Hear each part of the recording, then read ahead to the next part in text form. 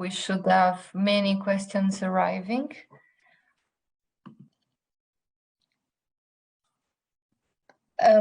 So I see a first question in the chat. Can you explain, it's for Dr. Roy, can you explain then why you are less likely to be hospitalized but yet can get the virus? Okay, so I think it's to do with, so you can still get the virus, but it's to do with your body's reaction to it. So if you've got some antibodies already, you will, you mean, is this question like if you've had the vaccine, why can you still get the virus but not be hospitalized? Yeah. So if you've got some antibodies, it's about the viral load. So the viral load will be how many viruses can go inside you and how many of those viruses are going to go and make a reaction and spread and make more viruses. So if the antibodies are going to take care of a big proportion of the viruses that are just going to come into your body, then it's almost like you're left with fewer. And so your body can deal with it better. And that's why you won't need to go into hospital. And I think that's the answer, basically, that your body has less to cope with. And therefore, you can cope with it and it doesn't overwhelm you and then need to come to hospital. Yes. If I can add to that, it's a lot like your body's immune system is your defense system. And there are lots of different cells that work on that defense system. White blood cells, natural killer cells, the T cells, they are all ready to fight against an invader. When you get the vaccine, you are giving them more ammunition with which to fight.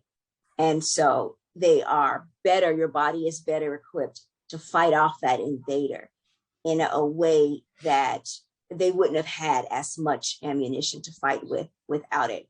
And those of us with sickle cell, our body's army, our system of defense is already weaker because of the disease. So it's important that we give them as much ammunition as possible to prepare to fight out any invader. And here in the US, I don't know what it's like in other countries, but here in the US, the majority of our in intensive care, the majority of the people on ventilators here in the US are the unvaccinated. Yeah, it's exactly the same here. Yeah, it's exactly the same. And actually, I forgot one really important statistic, which is that our sickle population have not got a very high rate of vaccination. And that's something that is really, really worrying. So it's very dependent by age group, but we've got the younger sickle population, about 30% are vaccinated, and the older is about 60%, compared to rates of over 80% in people who don't have sickle. So that's extremely concerning because, as Dr. Bailey says, you're not giving your body that extra chance. We have a question here, and I think it will go to Professor Corina McMahon. We have her here today. Somebody is asking, how do you explain to your doctor you have pain when your hemoglobin is at satisfactory level?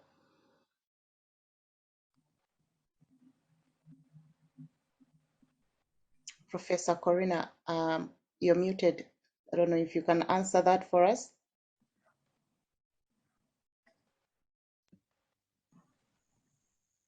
Sorry, Laura, I'm really sorry. I was having technical issues here because my phone was going dead. Could you repeat the question?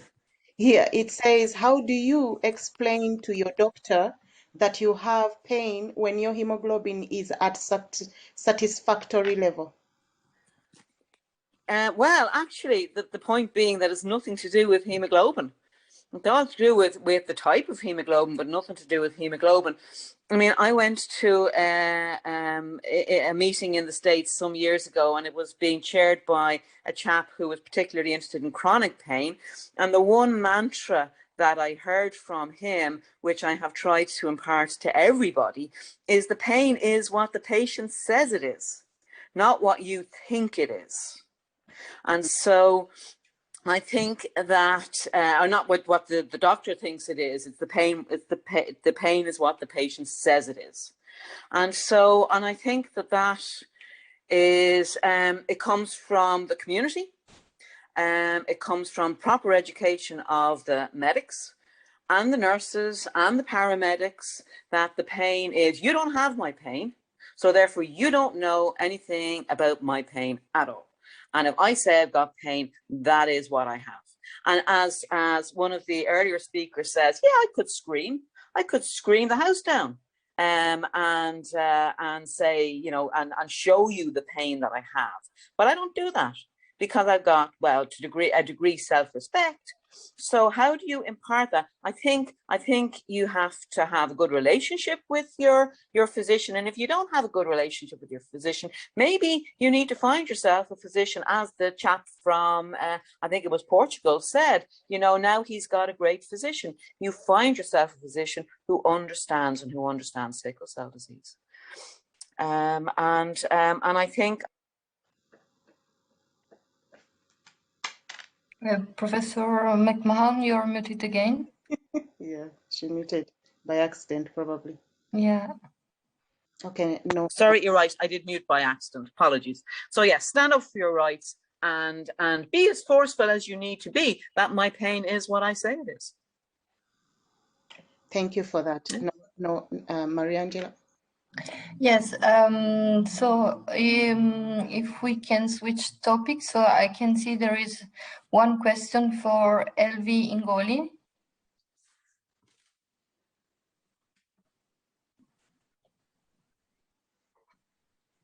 So LV, can you hear us?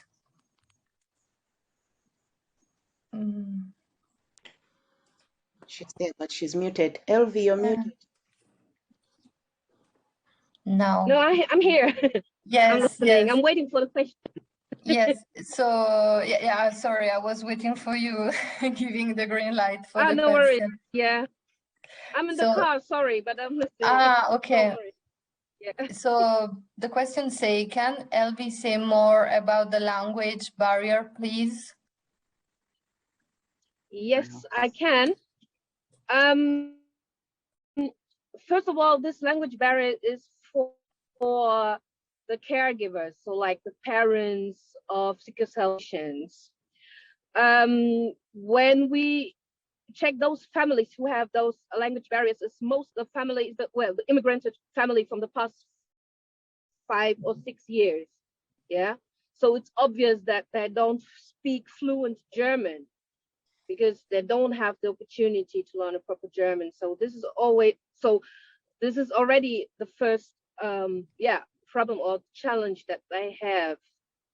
And the other one is, especially, mostly the German language, for of sickle cell patients or the adults as well.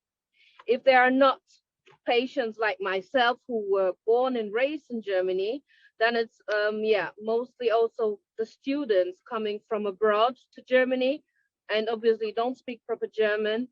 And this is what they always tell us, that they have difficulties to be taken into account or serious in front of their physicians or in the hospitals or in the ER. So this is a main topic for us, or a main challenge for many adult patients or for the parents, the caregivers. Yes. I hope I could answer the question. Okay, thank you very much. So we are receiving many questions about COVID. I think that's because it's really actual topic. So I will try to mix the topic. So first one about transfusion. Can one be immunized by receiving a transfusion from someone who is vaccinated? No, the level of antibodies is too low. So first of all, when you receive a blood transfusion, so when we take a unit of, when somebody gives a unit of blood, we split it into red blood cells, platelets, and plasma. And the plasma is what's going to have the antibodies. So when you receive a unit of red blood cells, there's actually none or very, very, very few antibodies. There'll be, I'm gonna say 1 or 2, but it'll be tiny amounts, and that's not enough to make you immune. So the answer is no. Thank you. So next one.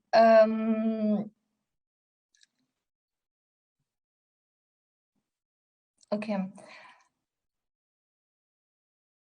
Can we discover and share the benefits of natural COVID-19 treatment, prevent therapy to use alone or with medical option?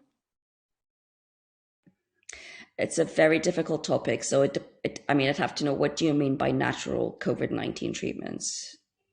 I mean, yeah, you have to be, whoever asked the question, can you be specific about what you mean about a natural COVID-19 treatment?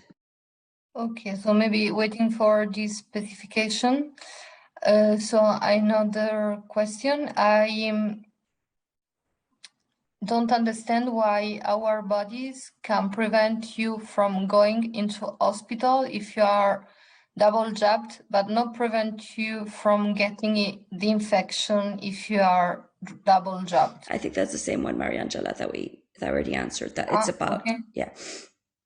Okay, There's sorry, one about I have to chat at the same time. Let me do it. Let me do this one. I can see one here about explaining that a different booster, like Moderna, to what you might have had for your two vaccines. So let's say you've had two Pfizers, like I've had, and then you're offered a Moderna for a booster, and some people will be worried about the different side effects. Again, all the vaccines are safe, and those the side effects of a vaccine. I mean, I've been asking my patients in clinic, which vaccine did you get? What side effects did you get? It's everything is different. Like some people had no side effects the first one and then had 3 days of fever after the second one. Some people had fever after the first one and just the sore arm after the second one. Everybody's reaction is different. And it's normal to have a reaction to, it's normal to have a little bit of a reaction to a vaccine, because that means your body is starting to fight and to make these antibodies. There are no serious side effects about that are common enough to worry about with any of the vaccines. So the only one that we have the concerns about are the blood clots in people under age 40. But other than that, all of the vaccines are considered safe. And even if you get a Moderna when you've had Pfizer before, even if you think you got a third Pfizer for your booster, you might still have different side effects from your first or your second dose. We can't predict it. Having mentioned that, sorry to jump in, Mariangela, having mentioned that about booster, Dr. Noemi, there is a question asking, can you explain why there is talk of having an extra booster, and has there been more research to suggest this is okay for the body to handle? Okay, so so the reason for the boosters is because the antibody levels go down over time, and for the body to handle the booster, a lot of you will have had boosters for other vaccines. So if you think about pneumovax, which is the vaccine that we give against pneumonia, the pneumococcal bug, we give it every 5 years, because after 5 years the antibody levels are too low. So a lot of you will be having your booster every 5 years. Hepatitis B, if you've had hepatitis B, I can't remember exactly, but I think you have your first dose and then your second dose like 3 months later, and then another one after 6 months, and then another one after a year. And then after 10 years, we have to check if the antibody levels are still high enough. And if they're not, then you have another booster after 10 years. So having a booster is actually completely part of all vaccines. There's the MMR vaccine, you're having boosters. If you've got a newborn baby, they have huge numbers of vaccines at Karina, you probably can answer this better than me because you're a pediatrician, but they have vaccines at 2 months, 3 months, and 4 months, right? So these are all boosters. And so there's nothing worrying about the body being able to handle it. It would be wonderful if we could just give one vaccine and we would never have to give boosters. But again, tetanus, if any of you have had an injury, you go to the hospital and, I don't know, you cut yourself or something outside and they will give you a tetanus booster. So boosters are actually a normal part of vaccinations. There's a question about the amount of antibodies considered okay. We don't know. So there's a lot of studies being done on that. So when I went for my PCR test this time, I had to tick an extra thing to say, am I happy to have antibody levels checked? So they're collecting all the data to see if there's a particular level. If you're above that, you'll be fine. If you're not, then you need a booster. Thank you, Laura, Mary. we also have a question here for Dr. David Easom from the earlier presentation. If he's still here, shall I ask that? Yes, please. You have a couple of questions here. One of them is, are there any proven herbal medicines that actually help with crisis pain, boost immunity, and are inexpensive? They said that many of the herbals are very expensive, and we're questioning that as well. Can you repeat the beginning? Any proven what? What, sorry? Herbal medications that actually help with crisis pain, boost immunity, and are inexpensive. And inexpensive. Well, yes, for the pain relief, yes, we have, for instance, but I talked about CBD, like cannabinoids, for instance. So this you can even grow it yourself. It's inexpensive and can be effective, but not for everyone, though. For instance, so in my case, it's not effective enough. Then was for immunization boosters. Then yes, also in these cases we have proven herbs and plants such as curcumin, ginseng also. But again, for the cheapness, it will depend where you live. So yeah, I cannot tell you exactly, but anyway, if you want more details, I can share the list of all these helpers for pain alleviation or immunization boosting to Laura. So you will have all the details and the references. Thank you. And the follow-up to that was the question here: are these safe for pregnant women? This I don't know. I just don't know. In my knowledge, the studies that I have read, they didn't mention any information about safetyness and effectiveness for pregnant women nor children. So, to my knowledge, no, but they can be verified. So we just don't know. We don't know. Thank you. There's, to the next section that came through, we had a question, and I guess this is for all of those that were on the panel for questions regarding stigmas. The question was to anyone on the panel: is it important that associations come together to merge their struggles of their own countries to fight for quality? So what are your thoughts on those that were on the second panel with me? What are your thoughts on the importance of organizations from different countries coming together to fight collectively, or is it better to fight individually for your own country? And so that's asked of all of the panelists, if anyone had a thought there. I'll say that I do think it can be quite useful. I think, of course, we have to fight the battles that are going on in our own country. And in Germany, you have the language barrier, which might not be the same other places. But I do think it's always strong for multiple groups to come together and work together. I always think there's strength in numbers, and there can be a lot of power, I believe, in coming together globally, as well as the continuing to your fight and your battle in your area. I can say something to that as well.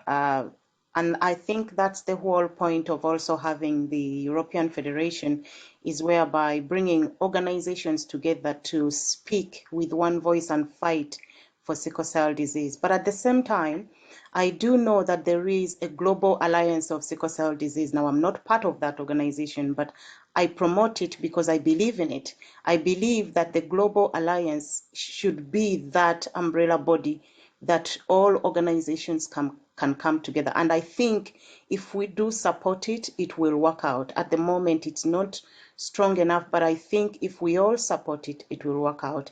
And I also will share with your organization, the Sickle Cell Consortium, you're doing exactly the same thing, bringing organizations together. Unfortunately, at the time you're not only covering America mostly, but I think if you expand out, we are all willing to work collaboratively. And I think that's the main point, for all of us to work collaboratively for sickle cell disease, and also encourage the awareness to the parts where it's lacking, like in Africa. We all have to come together. But at the same time, like Professor Baba Inusa mentioned, we should also work with the other agencies like EuroBloodNet, Eurodis, the Thalassemia International Federation, because if we are fighting for policy, we may need to fight for policy as hemoglobinopathies and not just sickle cell. We might not succeed. It doesn't take away our voice as fighting for sickle cell, but I think unity is important in this space at this time. That's what I can say. If anybody wants to say something. Well, I'll say that I definitely agree with you. And you're right, we are predominantly the US and Canada, but as of last year, at the very end of it, we did start bringing in more partners globally. And I am also not a part of or very familiar with the Global Alliance for Sickle Cell Disease, but I'd love to learn more and how we can connect on that. Can I add something? Elvie here. Yes, please. Yes. I mean, it's obvious. I mean, we are stronger together, firstly, yes. And I think, secondly, it's also very important, especially for countries like our country, Germany, which is still fighting the basics, to join such a global alliance or such a international federation or European federation, because what we also need in our community is obviously the publicity as well, because when we come out and raise our voice, we need a bigger and a greater audience. You understand what I mean? So publicity is really important as well for us, so we can be taken into account in many decisions in our healthcare system, especially for Germany. So it's also an opportunity. It provides for us the publicity. It provides for us the important platforms, what we need to be part of it. So it's really important to merge the society, the organizations globally, or especially also in Europe. So for me, it's important, but still, we are fighting individually. Thank you. I have agree a with you. question for Dr. Noemi from the Hover app for the platform. It says, Wait, I'd like just to add something on the question. sorry, there is one on the Hover app. Yeah, no, I would like to add on the previous question about work together, because I think it's important to not to forget that we are fighting for better access to good health and well-being for people with sickle cell disease. And I say people with sickle cell disease, so people with sickle cell disease are human beings who are just suffering from inaccess to quality of care for many reasons. Could be racism or misconceptions or lack of information. So should we not forget that we are just a magnifier of issues that other people are facing. So if we can help someone with sickle cell disease having better access to specialists, being less stigmatized, having better knowledge, it will be helpful for anyone who can need also such service. So of course we need to be together, but not only I believe not only with organizations who work for sickle cell disease, but with anyone, the whole society, because everyone can be affected by issues we are facing. Well, that's what I wanted to say. Thank you.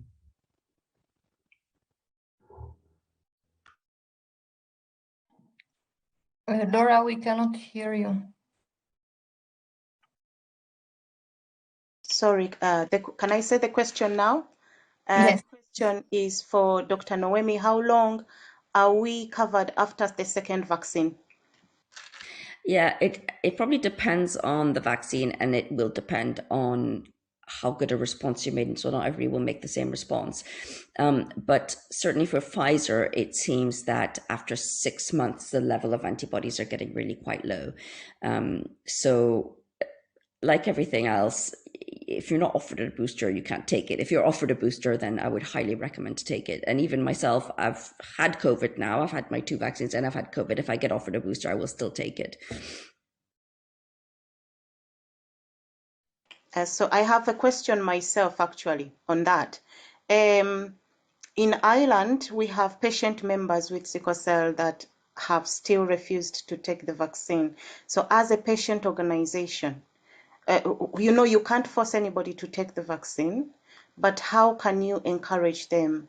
And Laura, I ask myself that question repeatedly. I have spoken to so many people in clinic, and I find it very difficult because as a doctor, one of my one of the ways that I try to practice medicine is to give people information and let them make their own choices.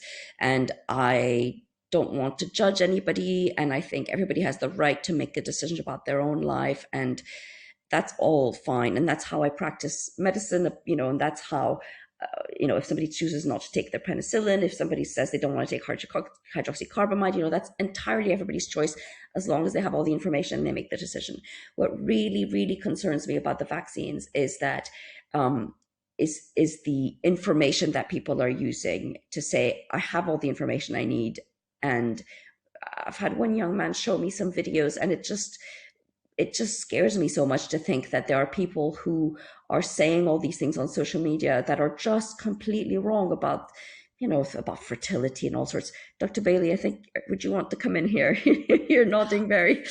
I agree. I agree most wholeheartedly. The amount of misinformation, it is frightening. I was in a meeting with NIH, I think, or NHOBI, yesterday, and I was asked the question, and I admitted to them that I've never felt so helpless against just the onrush of misinformation.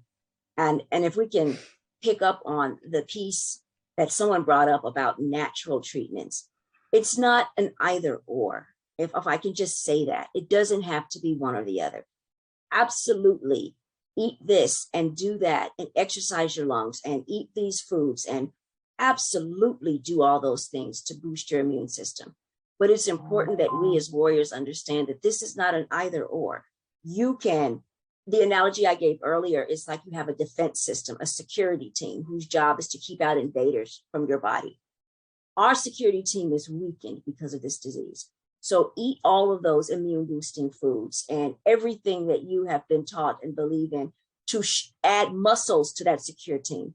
But also you get the vaccine to give them ammunition to work with so that they are not having to fight alone. It is not an either or. You don't want just a strong security team. You want a strong and armed team. And I think that's where there's a lot of misconceptions coming in. And there's a lot of information about, well, this person has taught me that if I do this, this, this, and this, and there are people that are saying things like, well, I reversed COVID. And I don't think people are understanding that correlation is not causation. And what I mean by that is COVID has a life cycle. And so if you're diagnosed with COVID and then you eat nothing but chocolate for the next 2 weeks, and you go back in and they say the COVID has cleared, you no longer have COVID. That doesn't mean that chocolate cured COVID. COVID has a life cycle, and its life cycle came to an end. There was a correlation there, and perhaps you were very happy and your serotonin was boosted because of the chocolate, but the chocolate did not cure the virus. Correlation is not causation. You didn't reverse COVID because 2 weeks later your test came back negative and all you did was eat sea moss. That's not how it works. So consume your sea moss smoothie if that's going to help improve your immune system, but give your body every chance it can. And the vaccine is a way to give your body its best shot. I just wanted to add something, which is, why are people skeptical? And there's a lot of talk about sort of the racism and that's kind of feeding into this, and that there's a lot of mistrust from the Black community about some medical treatments that have been in the past just completely wrong, that have been completely unfairly trialed on them. And, all those things in history are true. You can go back and see some really, really wrong practice that has been done in the past. And I understand that that trauma gets carried forward, and that once you have mistrust, it's very hard to let go of it. So I see where it comes from, but on the other hand, it feels like you're then in a situation where people, because of the mistrust they feel, which is justified about things that have happened in the past, they're then putting themselves in a situation where their own health will be impacted negatively. So I think there's also a role for the Black community to speak positively about the vaccines, so that Laura, you're asking me what can you do as a patient organization. I mean, I think as a patient organization, your voice will be much more important than mine as a single white doctor, really. So don't underestimate your power. And it's not because you don't convince every single person. At the end of the day, some people will be convinced of all sorts of things in life that are just completely wrong. But don't think that because you can't reach every single person, that means you're not doing anything, because I'm sure there are plenty of people who you will be convincing along the way, and that hearing your voice will be just the one extra thing they need to make up their mind. I agree. I think that's so very important. Laura, were you about to say something? There's one more thing I'd like to add about that. Actually, great information. I'm just going to pass on to Mariangela in case she has a question. No, I mean, we can conclude this topic on with the. Well, there was another question. There was another question over in the other session that I'll go back to. While I'm going back to pull that up, I do want to add one thing. There are a lot of people saying that they do not trust the vaccine because they feel it was rushed. And I would like to point out that the vaccine wasn't rushed, it was prioritized. And there is a very distinct difference in the way that drugs get put on the market and treatments make it onto the patient. And when something is prioritized, it means everything else stops and all attention is now focused on that. And so things get done quicker because it is not in competition with everything else. And so a lot of people say, well, it was rushed because we got it so quickly. We got it so quickly because it was prioritized, and it became the leading study in labs. It became the top thing that people were prioritizing above everything else, even organizations like the consortium. We do a lot of different things, but all of 2020 became focused on COVID, on helping people afford medicines and everything, since they could no longer work, helping people afford food. COVID became prioritized, even in the nonprofit space. And I just would like to point that out because there is a difference, and that's what happened there. And now we have the FDA approval here and other countries, and we've got all of these different vaccines. AstraZeneca is not available in the US, but we do have Moderna, Pfizer, and it's not really as recommended anymore, particularly for sickle cell, but Johnson & Johnson. So we had different vaccines, but they were prioritized. Now, the question that was asked was from a previous session, and it was, and I think it's an interesting question to discuss. Why is it so difficult to, let me just make sure I'm phrasing this correctly. They asked, why is it so hard to dispel traditional views about sickle cell disease in various cultures, those traditional views and stigmas, misconceptions? Why is it so hard to dispel that? If anyone has some thoughts there. It is a hard one. It is a very hard good one. Question. we need a multidisciplinary team for answering, like a PhD in history and PhD in anthropology. And some chiefs back from home. Yeah. Sure. Yes. No, it's very complicated. Yeah. But it's I think it's a key point for understanding what could be done, because when you understand what brings the basis that brings one situation and created a panorama of thoughts, then you can know how to find that structure that has been created. So, but it's very good question. That would be very nice to analyze this landscape of why it is like this. Yes, and sorry, excuse me. Yes, sir. Okay, well, thank you. So, well, for that question, I can make some self-advertisement, actually, because my whole thesis, my PhD was about that. Why do we suffer from that? And what are the root causes, the whole systemic causes and individual causes? And how can we deconstruct that to find out pragmatic solutions? As Maria Angela said, it needs indeed to be extremely pluralist in your approach, in your thinking. There is no one silver bullet solution, one easy answer. It's just very complex and complicated. Therefore, we need everyone, as I said before, to fight for that. On any and all realities are useful to. But do you have themes that you could say, like, even if you can't answer one thing, can you give a flavor? Yeah.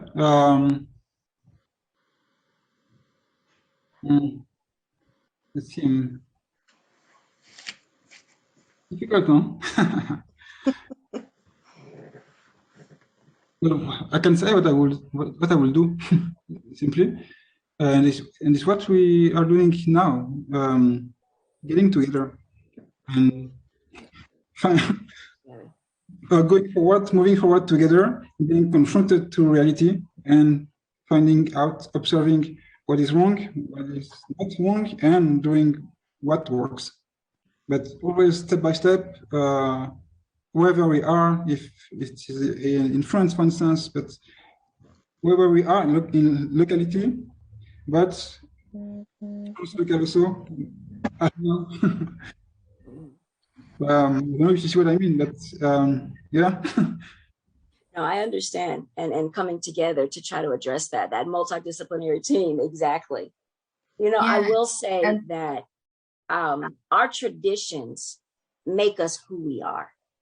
And so that song your grandmother sang as she was putting you to bed, and that cultural belief that everyone that looked like you and spoke like you and ate like you all collectively held, those kind of things, they go inside of us and they help to inform the people we become. And it can be difficult to break those pieces of yourself off, because that's exactly what it feels like you're doing. And so when you have heard over and over that, and it happens here in the US in the medical culture, before they even graduate, they come out of school all gung-ho to help sickle cell. And then they get on the floor and their preceptor for nursing or the others around them are telling you, sicklers is what they say here. The sicklers are just drug seeking. They're not really in that much pain. And when you are in a culture that is teaching those things, to break that off, it feels like it can't be real because it has defined and shaped you. And I think that's similar to traditions that we grow up with. And if traditions were that this particular group of people are lazy, they're not really in that much pain, or the traditions are teaching, it can be hard to break away from that because those are the things that form and shape us. But I think one of the hardest parts about that is because it causes us to re-examine self. And if my culture could have been so wrong about this one thing, what else that makes up who I am is wrong? And that's a very uncomfortable place to sit in. It's an uncomfortable seat to be in. And I think one of the reasons it's so hard is because it involves a lot of self-examination. And if my grandmother and her mother was wrong all these years, what does that mean about me right now? So I know that's not really useful, but I do think that's one of the reasons it's so hard to fight against traditional stigmas. It's because they define us, and it involves self-reflection to change that. And that is not a comfortable position to be in. Well, if we, sorry. Vicky, I think you're extremely precise. It is first what is in your head, your ideas, what you think is correct. But when you may be facing by something contradictory, that can show you that, okay, maybe what I think is not correct, you will first resist to try to keep your own idea, and because you think it is the reality and the good one, but it may not be. And that we can see at every level of life. You can see it in the world system that shapes our life. The capitalist world system is that. We think it's good for everything, but it's not actually. So if we just do what we have to do, I mean, what works for the specific situation, specific problem, well, it works, but we have to first accept, maybe that's some humility, maybe, or to be more humble and accept that we may be wrong, and it may be more intelligent to do differently and to find out what is differently good. That was bad English, but I hope you understood.